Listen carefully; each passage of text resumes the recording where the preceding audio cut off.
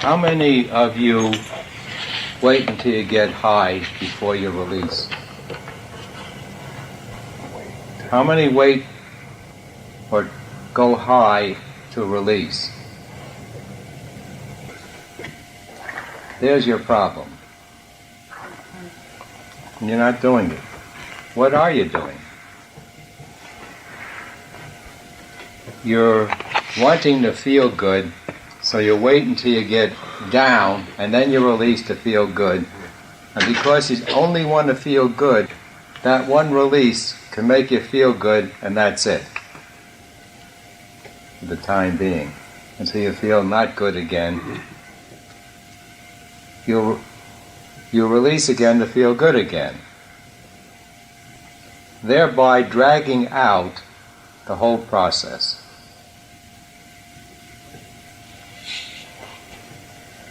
Now, if you would release for the purpose of wanting to go free,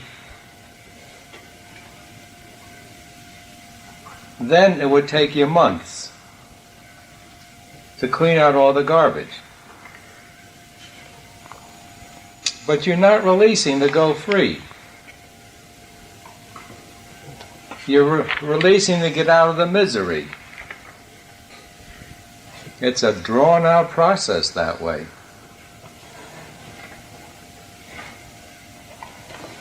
In the beginning, you have no choice.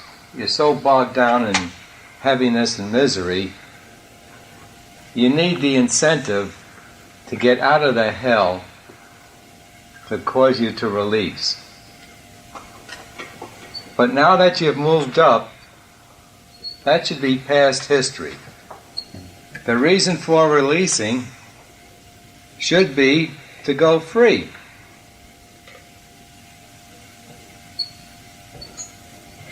The highest feeling, the highest state you'll ever get is total freedom. Do you believe that?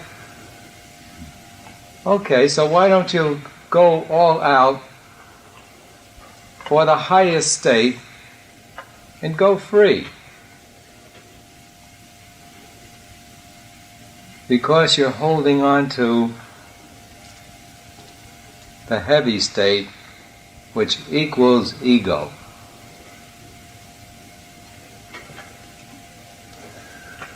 Ego is the cause of all misery.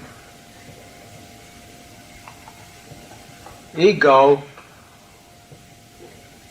is the manner in which we separate from the all of the universe, from the oneness of the universe. Ego must go if you're going to identify with the oneness of you.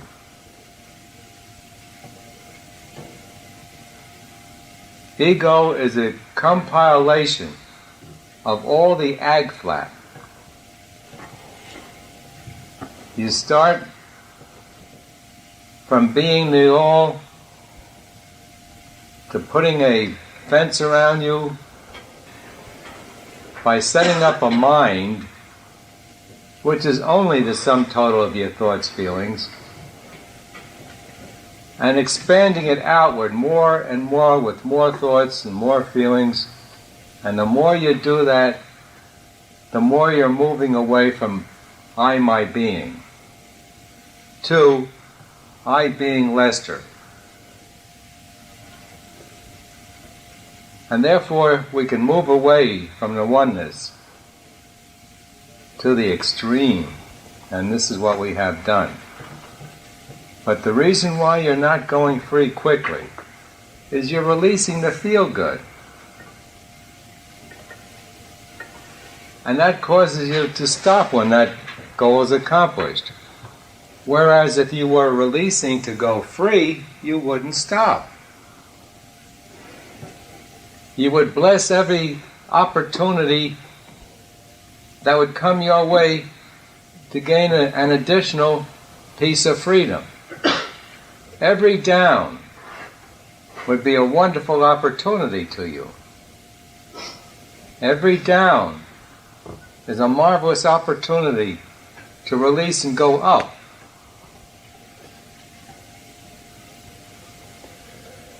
You're not falling into the later steps of the 6 steps because you're missing the number one thing, wanting to go free, and replacing it with wanting to satisfy the ego, the I personality sense, chasing after the high state externally in the world, where for each ounce of pleasure you take, you get pounds and pounds and pounded with pain. This is so obvious if you just look at it. The things that you thought were most pleasurable in life have given you the agonies, the greatest agonies. Every desire is saying, I lack that. The all lacks nothing. The all is everything. The oneness includes every last atom. And so you've pulled yourself away into a little personality and are trying to keep that personality surviving, and that's more important to you than taking this tremendous high state, which is yours by nature, which is inherent, which you cannot change, but you can look away from it and assume this little ego, body-mind. You're not looking to go free, and that's why the whole gang of you are not all the way by now. You're looking to satisfy this body-mind, thinking therein lies your welfare. And every day it's proven to you that your welfare does not lie there. For each ounce of happiness you take via the body-mind, you get hit with so much pain.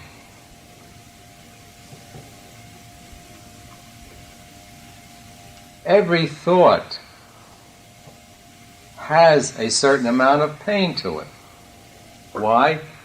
It pulls your attention away from your beingness. When your mind is quiet, you're in the most wonderful place there is. But again, the reason why you're not establishing that tremendous state is you're looking for it where it isn't. You don't want freedom. You want that terrible game of playing ego and having moments of pleasure with long periods of pain. So I'm suggesting that you wake up to this fact. Release when you're high.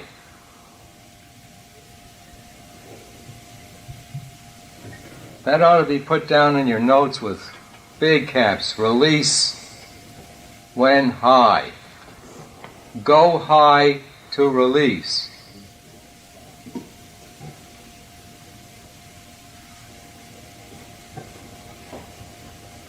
Everyone has exactly what he or she wants in the sum total of our wanting. Mine's only creative. When you want freedom, you're going to get it quickly. And I say months. Because it'll be your number one priority. And regardless of what's going on in your life, you'll keep releasing. All that suppressed energy is trying to push up and out. And you're trying to hold it down. Stop holding it down and every bit of it would leak out. It would push right out. Holding it down is holding on to the ego programs. You've got to recognize that first you want to be a limited ego. Then you've got to accept that that isn't it. So we must get to the place where we identify all the time with our beingness. And when you do that, you see the mind-body world as an out-projection of your mind that you set up And so what will be your attitude. And good and bad are exactly alike in that projected movie. It's a projection. That's the thing you got to get to know. What's the difference whether it's black or white, good or bad, hot or cold? It is a projection out there, an imagination, an imaging in my mind, a thing that I set up. I am not that, I am my beingness. When you identify with your beingness, the mind matters not, because you know it for what it is. This infinite beingness that you are is there all the time. Identify with it. My mind is not it. My body is not it. My mind and body are out projections from it.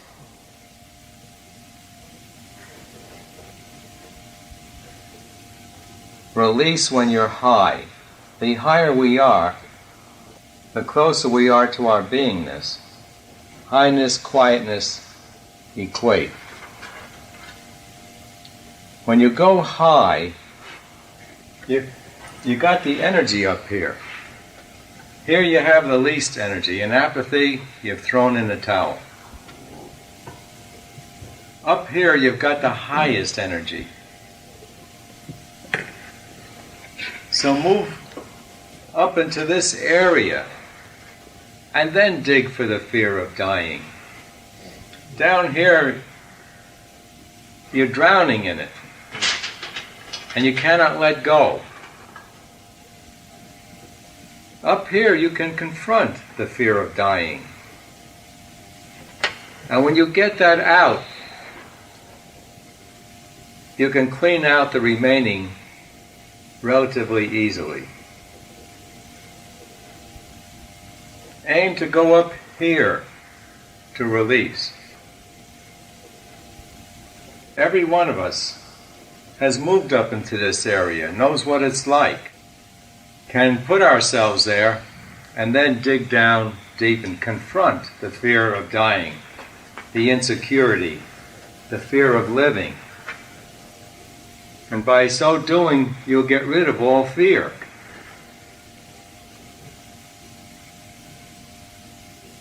So from here on, make it a point to get up here, feel high, and then dig for the fear of dying and release it.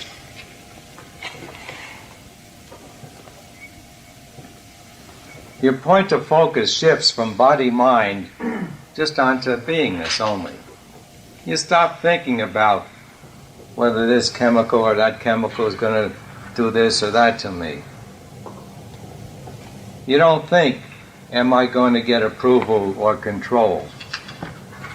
No matter what anyone says to us, it does not hurt us, because we are infinite beingness. How can what someone says interfere with that? They cannot.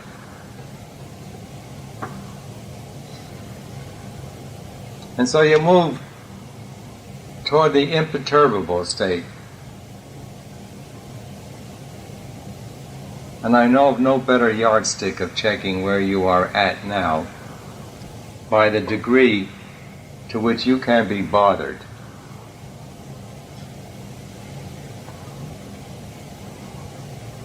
Move to that place where no one and nothing can bother you anymore.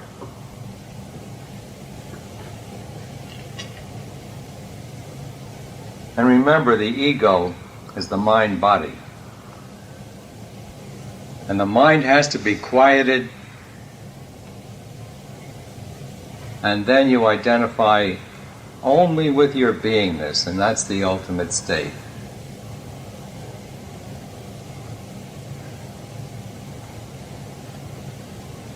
Get out of the pits, go up here, complete the job. It only takes months or less. If step one is in there, wanting freedom more than you want the ego nonsense, the other steps fall into line. And you get down to step 6 where it's a delight all the time. Because you just go higher and higher and higher and higher until you can't go higher anymore. There's no place to go. You're all over the universe. You're infinite. And that's simply all the time identifying with your beingness. I amness. Then you'll see the whole truth. There's nothing but I, my beingness. Everything else was an imagination, an illusion. Keep it in mind. Go high and release. Of course, if you're down, release to go high so you can release more deeply. Don't stay there. Move on from there to higher. You're right. Most of us have been using it to escape the misery. I'm saying don't stop. Go higher until you can't. There's nowhere to go anymore. You're all over the universe. You have been using releasing to feel good. That's it. And you stop. You're ridding yourself of millions of years of accumulation. But it can be done in months. How do I know? I did it back in 52. Not knowing what you know. Had I known the method, instead of taking 3 months, I really believe it would have taken 1 month. Because the first month I just released on approval, love. And then I was spending the second month releasing on wanting control, change. And then the last month, these are approximate zones, I saw the fear of dying. And I worked on that. So I was really going one at a time. Approval, control, security.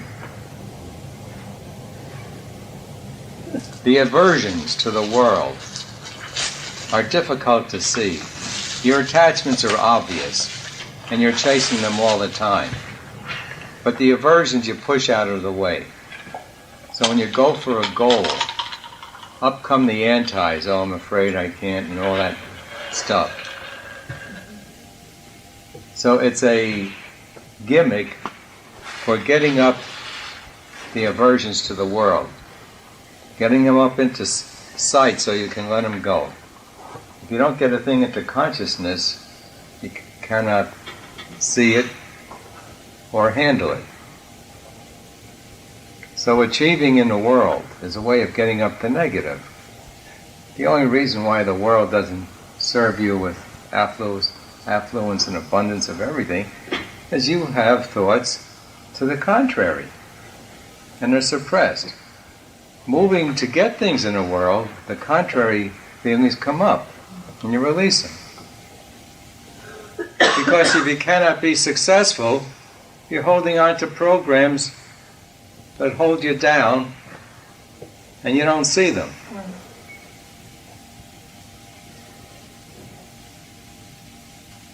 That which you don't like, don't want to see, don't want to be, you want to avert it. And the opposite side is attachment, that which you want to hold on to. Those are two big words, attachments and aversions. They keep us bound. If you are the all, how can you have an attachment or an aversion?